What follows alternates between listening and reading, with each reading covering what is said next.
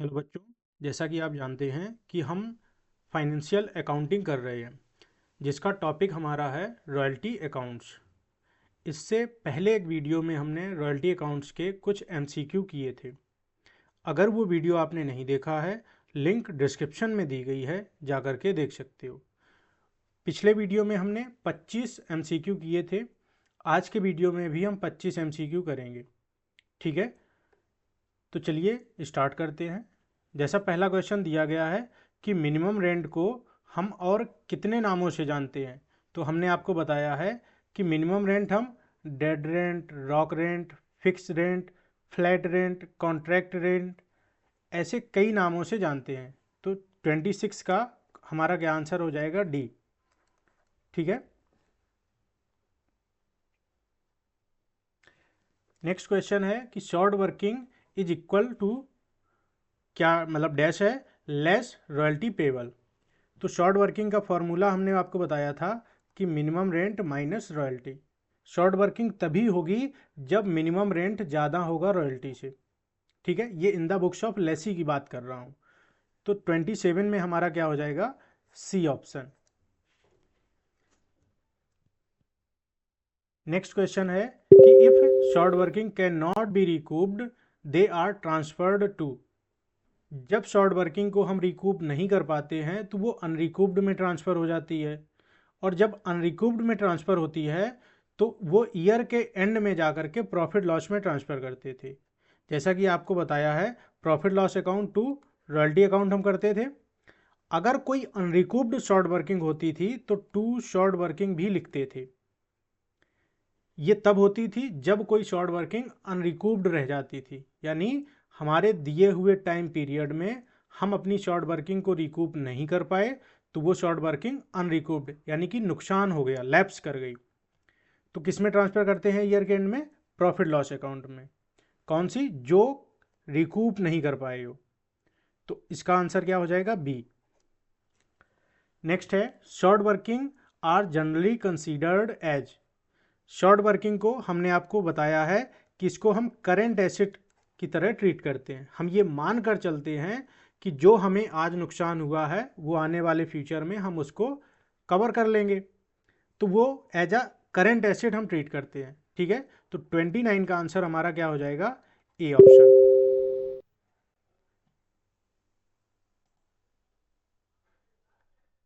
Next question है कि विच of the following is not a type of royalty. इनमें से कौन सा रॉयल्टी का टाइप नहीं है?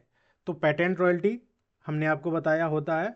फ्रेंचाइजी रॉयल्टी, कई ऐसे मॉडल होते हैं जो बिजनेसमैन होते हैं, अपने मतलब ब्रांड को एक तरह से सेल करते हैं। ठीक है, तो ये क्या होता है? फ्रेंचाइजी। इसमें भी एक सर्टेन परसेंटेज जितनी भी सेल होती है उस पर लिया जाता है।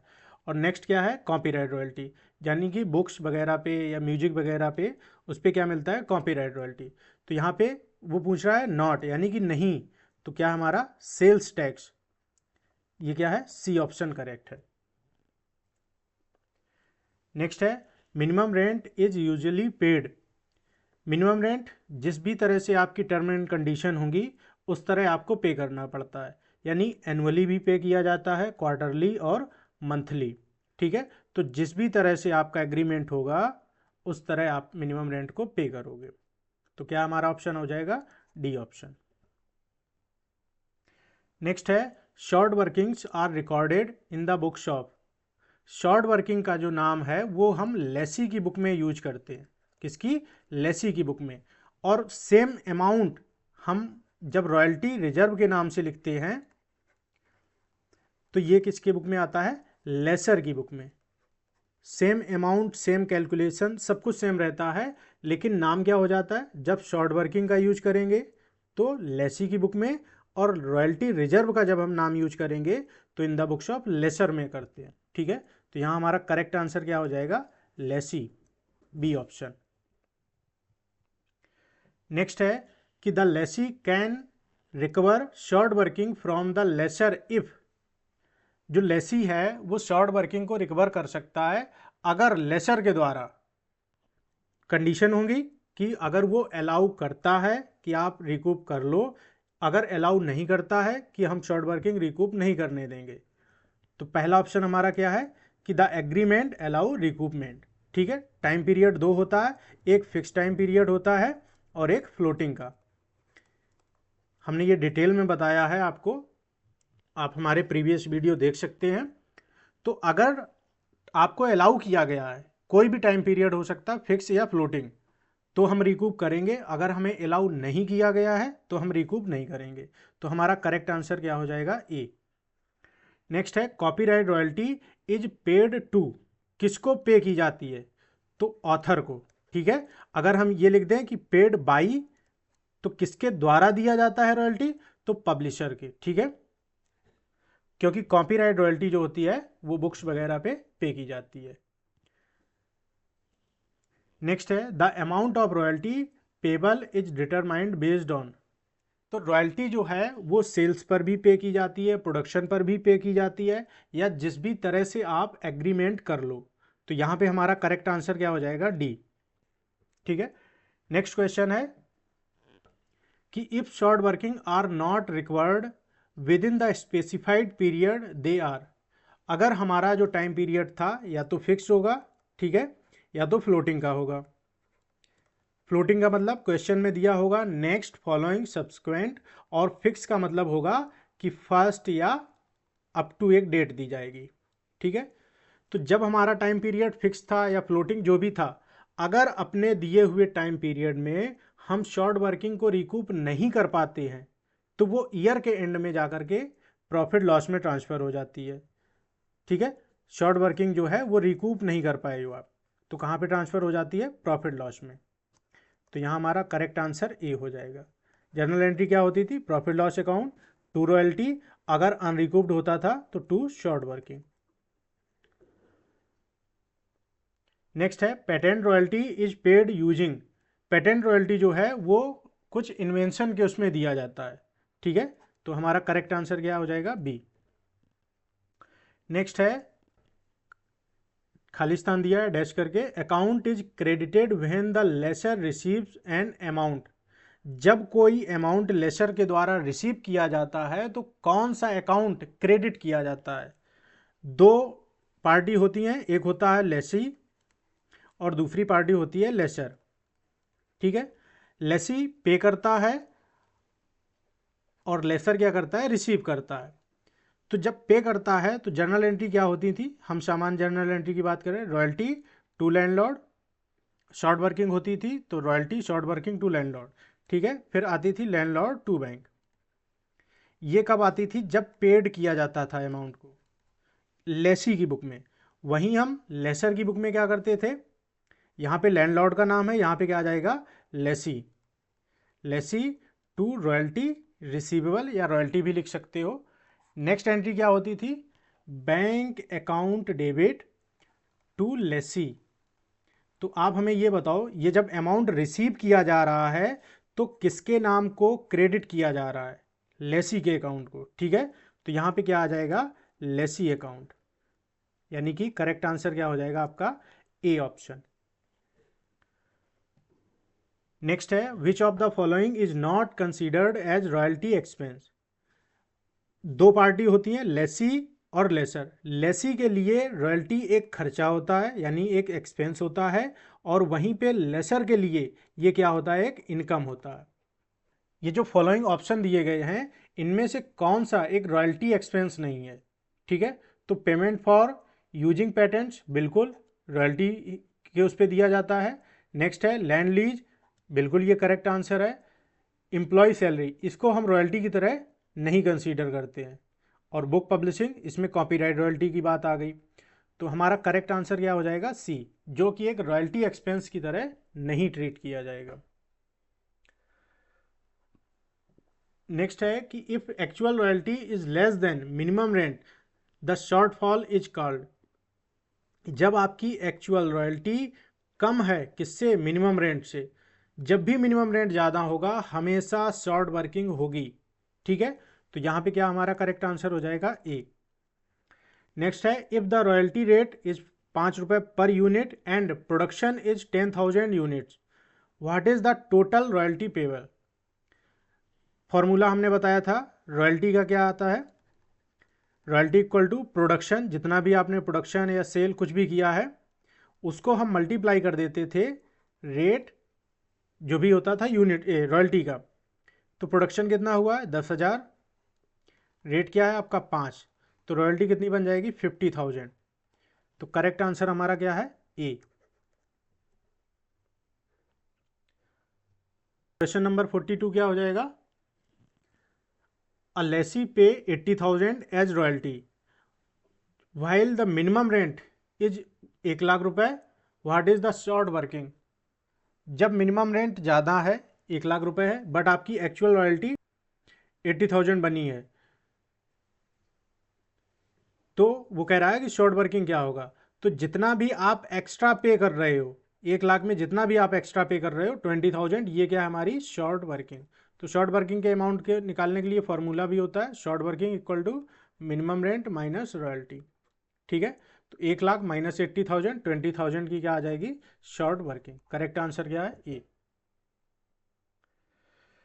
नेक्स्ट है कि if minimum rent is 75,000 and royalty for the year 85,000, how much will be transferred to profit and loss account. उम्मीद है ये क्वेश्चन आपको नहीं आ रहा होगा। वो कह रहा है कि मिनिमम रेंट आपका 75,000 है जिसमें रॉयल्टी आपकी 85,000 है, लेकिन आप प्रॉफिट लॉस अकाउंट में क्या ट्रांसफ़र करोगे।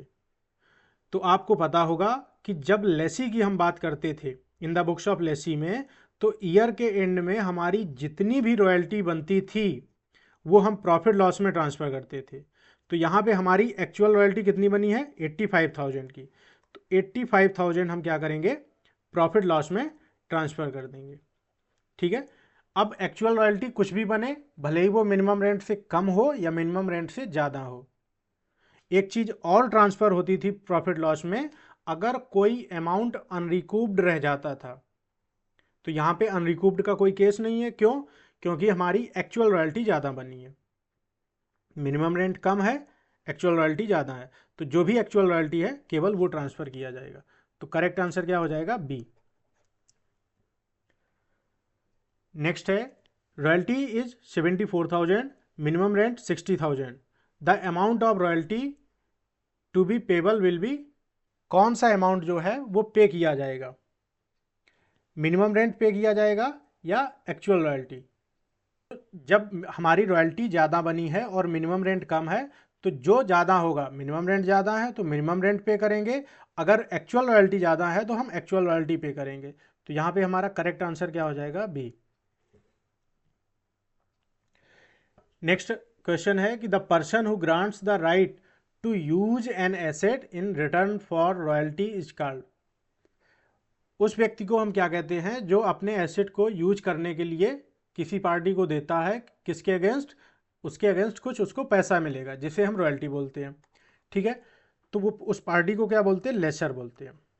आप यहाँ ऑनर भी लिखा है तो ऑनर नहीं होगा, सामान्यतः दो ही पार्टी होती है लेसी या लेसर। ठीक है, तो उस पार्टी को हम क्या बोलेंगे लेसर। नेक्स्ट क्वेश्चन है कि what will be impact if actual royalty is lower than minimum rent every year. अगर हमारी एक्चुअल रॉयल्टी पिछले कई सालों से एक्चुअल रॉयल्टी कम बन रही है और मिनिमम रेंट हमें पे करना पड़ रहा है, तो जो भी हमारी शॉर्ट वर्किंग होगी वो एक्यूमुलेट होती जाएगी, यानी उसको तब तक हम ऐड करते जाएंगे जब तक हमारा टाइम पीरियड या तो फिक्स या फ्लोटिंग जो भी टाइम पीरियड होगा दिया होगा वो नहीं आ जाता है।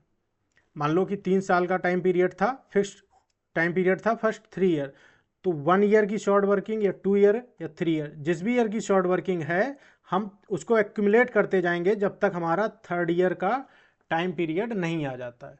ठीक है, 3rd ईयर में जो भी बचेगा वो हम रिकूप कर लेंगे अगर प्रॉफिट हो गया, और अगर नहीं हो रहा है तो पूरा शॉर्ट वर्किंग हम अनरिकूप्ड में ट्रांसफ़र कर देते थे। ठीक है, तो पहला आंसर हमारा क्या है ए ऑप्शन। ठीक है, नेक्स्ट है कि which account will be credited when royalty is paid in cash, cash या बैंक जो भी बोल दें, तो कौन सा अकाउंट क्रेडिट किया जाएगा जब रॉयल्टी पे की जा रही है। तो in the books of Lesi की हम बात करें तो हमारी जर्नल एंट्री क्या थी, रॉयल्टी टू लैंडलॉर्ड, फिर लैंडलॉर्ड टू बैंक। ठीक है, ये कब कर रहे थे जब हम पे करते थे, तो पे करने पे किसे हम क्रेडिट कर रहे हैं? बैंक को। तो करेक्ट आंसर हमारा क्या हो जाएगा? A. Next 48 question number, in the case of books which of the following party generally receive royalty? कौन सी पार्टी जो है रॉयल्टी रिसीव करती है? कब? जब बुक्स की बात हो रही है, यानी कॉपीराइट रॉयल्टी की बात हो रही है। तो कौन रिसीव करता है? ऑथर करता है। तो करेक्ट आंसर बी है। नेक्स्ट है, which of the following is an example of royalty? ये जो भी आपको ऑप्शन दिए गए हैं, कौन सा ऑप्शन है जो रॉयल्टी का एक एग्जाम्पल है? तो rent paid for a building, नहीं। पेमेंट फॉर परचेजिंग मशीनरी, नहीं। Payment for using a patent, बिल्कुल। जब हम पेटेंट रॉयल्टी की बात करते हैं तो वहाँ पे किसी का पेटेंट हम यूज करते हैं। और नेक्स्ट है सैलरी पेड टू एम्प्लॉय, ये भी गलत आंसर। ठीक है, तो वो वही कह रहा है कि फॉलोइंग इज एन एग्जाम्पल, कौन सा एग्जाम्पल है? तो करेक्ट आंसर हमारा क्या हो जाएगा? सी। और लास्ट क्वेश्चन है कि royalty generally paid by the, किसके द्वारा पे की जाती है रॉयल्टी? तो वो क्या है? लेसी। करेक्ट आंसर बी है। उम्मीद है यहाँ तक आपको सारे क्वेश्चन आ गए होंगे। फिर भी अगर कोई क्वेश्चन में डाउट रह गया है, आप कमेंट कीजिए, हम वो नेक्स्ट वीडियो में आपको बता देंगे। अगर वीडियो पसंद आई है, लाइक करें, शेयर करें, सब्सक्राइब करें, साथ में अपने फ्रेंड्स को भी शेयर करें।